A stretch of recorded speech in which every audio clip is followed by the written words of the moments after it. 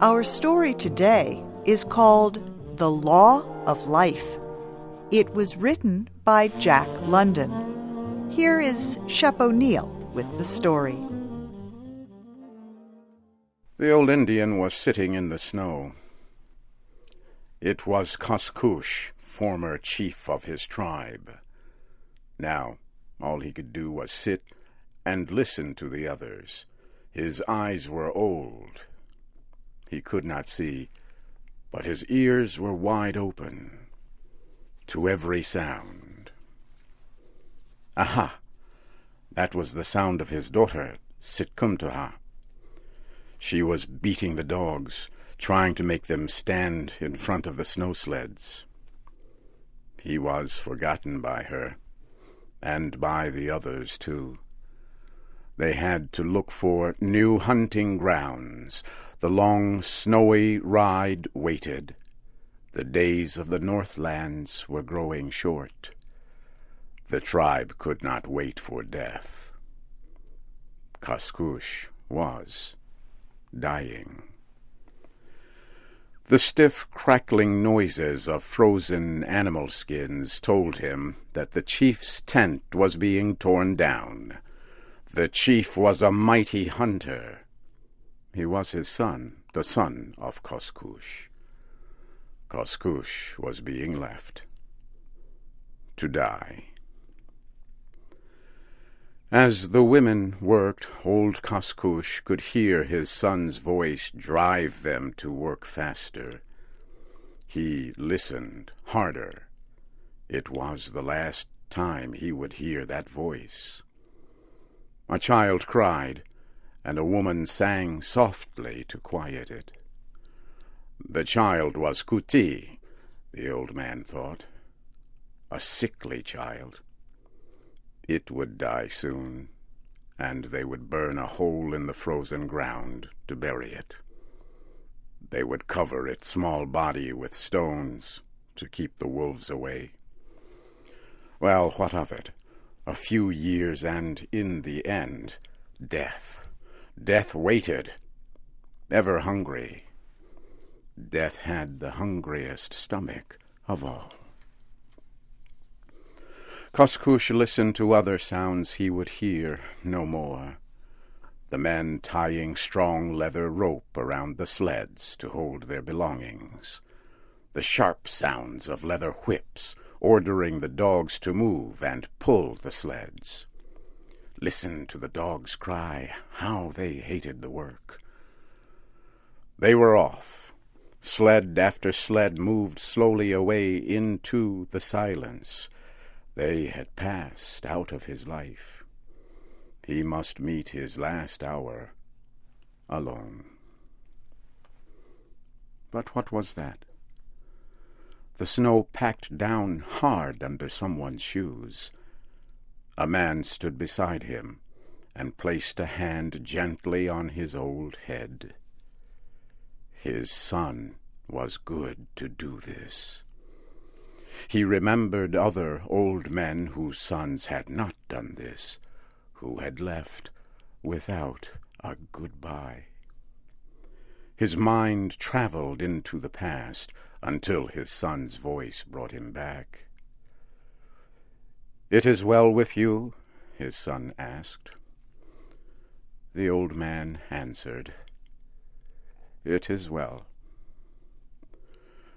"There is wood next to you, and the fire burns bright," the son said. "The morning is gray, and the cold is here. It will snow soon. Even now it is snowing. Aye, even now it is snowing. The tribesmen hurry. Their loads are heavy, and their stomachs flat from little food. The way is long, and they travel fast. I go now. All is well?" "It is well. I am as last year's leaf that sticks to the tree. The first breath that blows will knock me to the ground. My voice is like an old woman's. My eyes no longer show me the way my feet go. I am tired, and all is well. He lowered his head to his chest and listened to the snow as his son rode away. He felt the sticks of wood next to him again. One by one, the fire would eat them, and step by step, death would cover him. When the last stick was gone, the cold would come. First, his feet would freeze, then his hands. The cold would travel slowly from the outside to the inside of him, and he would rest. It was easy. All men must die. He felt sorrow, but he did not think of his sorrow. It was the way of life. He had lived close to the earth, and the law was not new to him. It was the law of the body. Nature was not kind to the body. She was not thoughtful of the person alone. She was interested only in the group, the race, the species. This was a deep thought for old Koskoosh. He had seen examples of it in all his life. The tree sap in early spring, the newborn green leaf soft and fresh as skin, the fall of the yellowed dry leaf. In this alone was all history. He placed another stick on the fire and began to remember his past. He had been a great chief, too. He had seen days of much food and laughter, fat stomachs when food was left to rot and spoil, times when they left animals alone, unkilled, days when women had many children. And he had seen days of no food and empty stomachs, days when the fish did not come and the animals were hard to find. For 7 years the animals did not come. Then he remembered when, as a small boy, how he watched the wolves kill a moose. He was with his friend Zing-ha, who was killed later in the Yukon River. But the moose. Zing-ha and he had gone out to play that day. Down by the river they saw fresh steps of a big, heavy moose. "He's an old one," Zing-ha had said.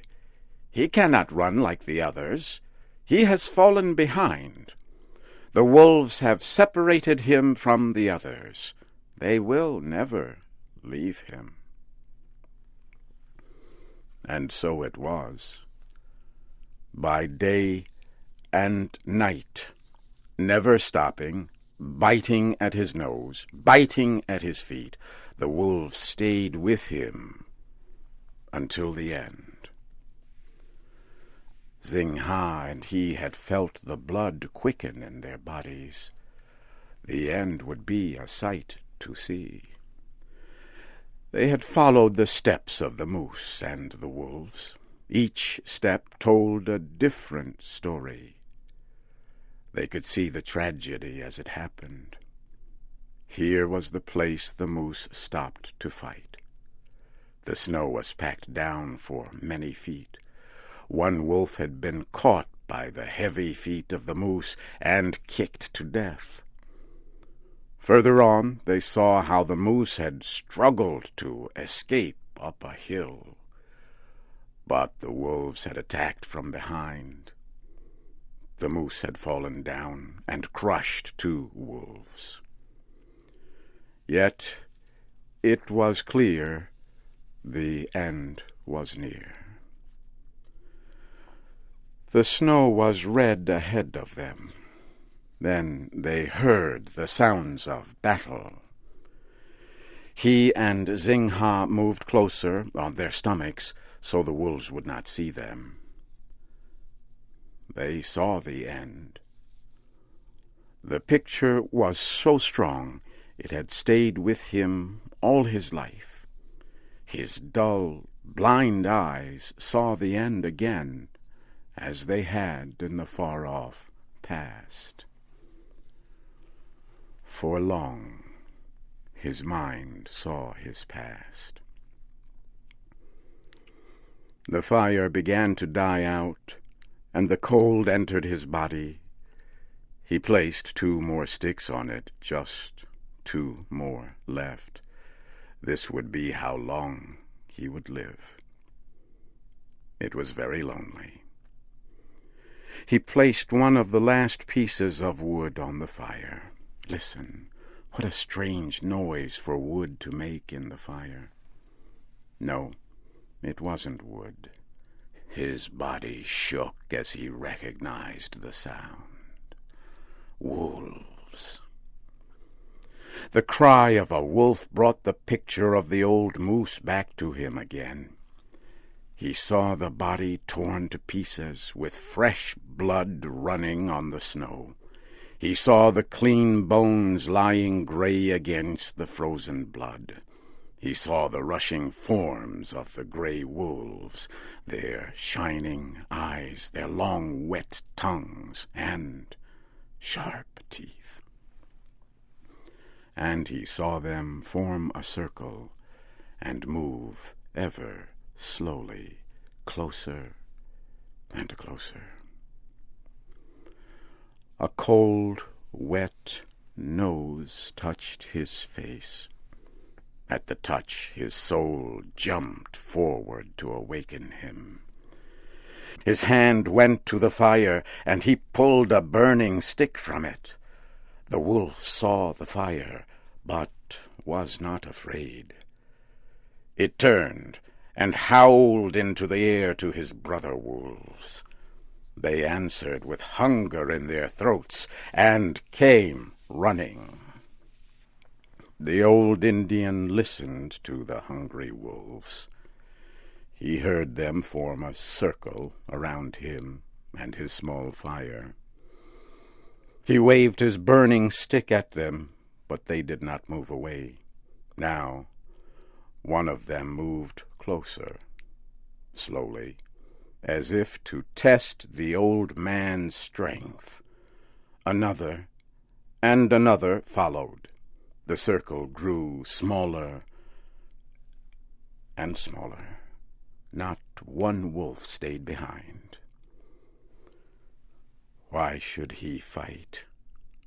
Why cling to life? And he dropped his stick with the fire on the end of it. It fell in the snow, and the light went out. The circle of wolves moved closer. Once again, the old Indian saw the picture of the moose as it struggled before the end came.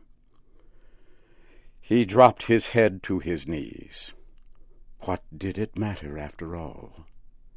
Isn't this the law of life?